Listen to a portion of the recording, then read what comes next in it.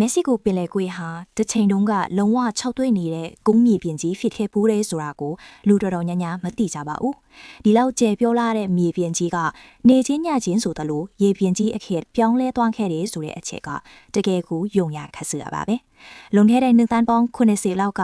အကျယ်ဝန်းကီလိုမီတာ100ဝန်းကျင်ရှိတဲ့အေယာမဥက္ကာခဲကြီးတစ်ခုကဘာမြေကိုလာရောက်ဝင်တိုက်ခဲ့တာကြောင့်မက္ကဆီကိုပင်လယ်ကွေ့ကြီးဖြစ်ပေါ်လာရတာလို့လေးလာမှုတော်တော်များများကဆိုကြပါတယ်။ဒါပေမဲ့သူသေသနာဖြူချက်တွေအရတော့ဒီပင်လယ်ကွေ့ဟာအဲ့ဒီထက်အများကြီးစောတဲ့လွန်ခဲ့တဲ့နှစ်သန်းပေါင်း4လဝန်းကျင်ကတည်းကတည်ရှိနေခဲ့တာဖြစ်ပါတယ်။အဲ့ဒီအချိန်တုန်းကမက္ကဆီကိုပင်လယ်ကွေ့ဧရိယာထဲမှာရှိတဲ့ကုန်းမြေတွေဟာမြောက်အမေရိကတိုက်ကြီးရဲ့တခြားနေရာတွေထက်ဆိုင်ရင်ပိုပြီးမြန်မြန်ဆန်ဆန်အေးခဲလာခဲ့ပါတယ်။မြေပြင်တွေအေးလာတာနဲ့အမျှကျုံဝန်းသွားပြီးတဖြည်းဖြည်းနဲ့နှိမ့်ဆင်သွားခဲ့ရတာပါ။ကုန်းမြေကပင်လယ်ရေမျက်နှာပြင်အောက်ရောက်သွားတဲ့အခါမှာတော့အဲ့ဒီနေရာထဲကိုရေတွေစတင်စီးဝင်လာခဲ့ပါတယ်။အတ္တလန္တိတ်သမုဒ္ဒရာကနေအရှိန်အဟုန်နဲ့စီးဝင်လာတဲ့ရေတွေကြောင့်မြေတိုက်စားမှုတွေဖြစ်ပေါ်လာပြီးကုန်းမြေကိုပိုပြီးနှက်ဆိုင်သွားစေခဲ့တာဖြစ်ပါတယ်။အချိန်ကြာလာတာနဲ့အမျှအခုကျွန်တော်တို့မြင်တွေ့နေရတဲ့မက္ကဆီကိုပင်လယ်ကွေ့ကြီးဖြစ်လာခဲ့တာပါ။ဒီရေပြင်ကြီးနောက်ထပ်ထပ်မပြောင်းသွားအောင်တားဆီးပေးထားတဲ့